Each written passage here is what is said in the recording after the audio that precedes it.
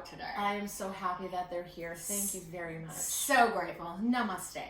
So as we were saying, we were talking about you not knowing much about vaping, and do our kids know? How did they even know? How did vaping become popular? It's a cool thing to do. So I have confiscated so many vaping materials from my house. Where did you hide them? Because I hid them, and I will show you a picture of it later.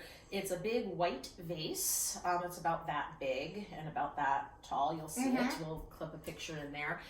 And I've confiscated. Was it on the windowsill? It was almost on the windowsill, yeah. And then I moved it elsewhere, yeah. I hid my vapes. Well, not my vapes.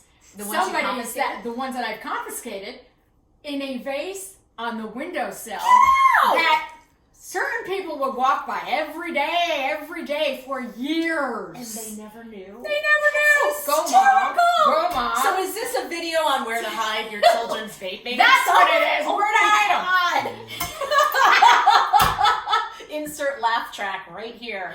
Okay. Yay! So, right, I've confiscated so much vaping things, and recently we had an incident where I found some cartridges and some vape things in a backpack in my house, and World War III ensued. You can't go through my stuff.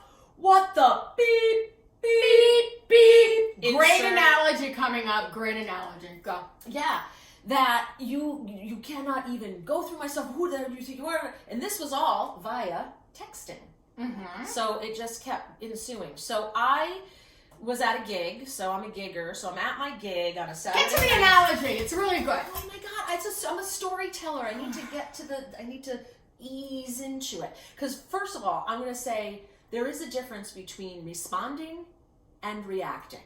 Absolutely. So I want to get to the point where this texting is happening. The video can only last so long. Oh my God, if you keep interrupting me, it's going to last longer. This is why we are friends. Okay. And thank Okay, you, so go. MC Photography, for doing this.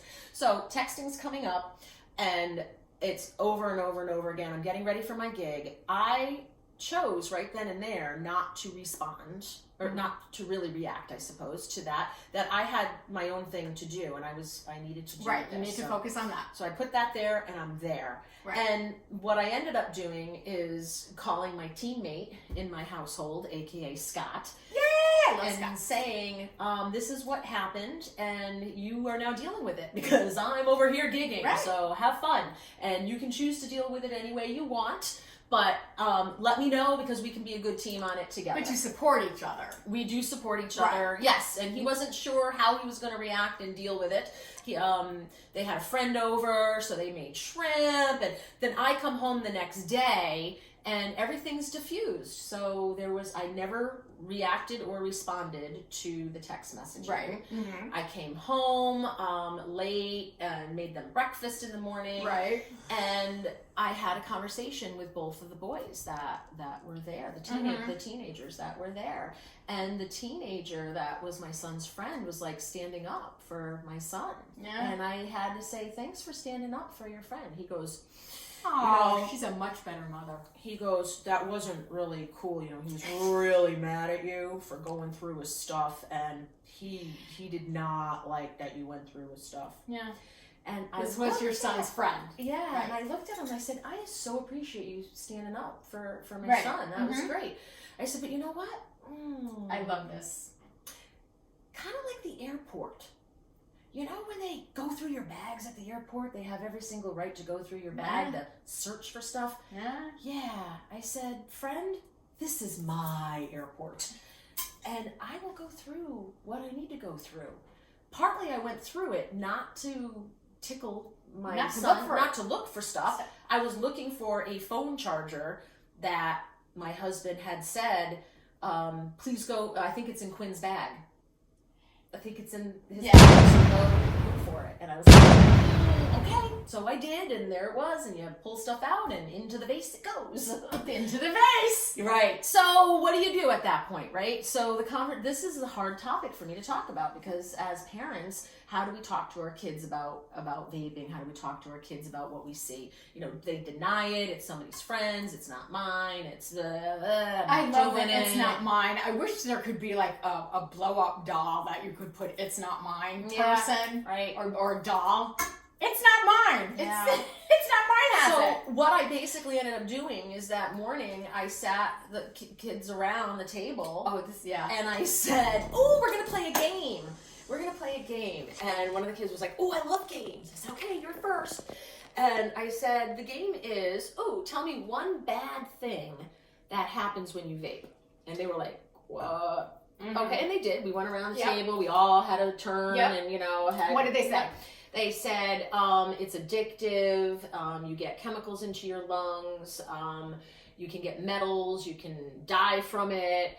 And then I said, it can blow up in your face. Yep. But so they knew, because I was trying to get educated, because they know a lot more than I do. Exactly. A lot about you it. learn a lot from the friends. Yes. Not your own kids, but from the friends. But go. And then I said, let's say, okay, what's one pro? What's one positive about vaping? Oh, because it makes you look cool. I said, yeah, that's right. It makes you look cool. And I'm trying to think of some of the other positives. Yeah. I'm like, it makes you look cool. So their vaping was smoking to kids in the 60s. Right. Like it made them cool, or whatever you want to talk about. Yeah, I know. Does it relieve anxiety? Maybe, like for some, depending on what you vape. Like I don't know. For some reason, God bless the media, they made it out to be something different than smoking. Yes, right. No, I'm vaping. Oh, but this one's a melon flavor. This was mint. You can't get flavored cigarettes. Oh, dumb. I know. Yes. Do we not know what this? So this was new. This was all new to me. So we had the conversation, and one of the things what I ended saying to these young gentlemen that were sitting eating my fabulous French toast, by the way, I said, "You guys are better than this." Yes. Breathe out. You are better than this. Yeah. And I believe in you more than what the vaping is going to do.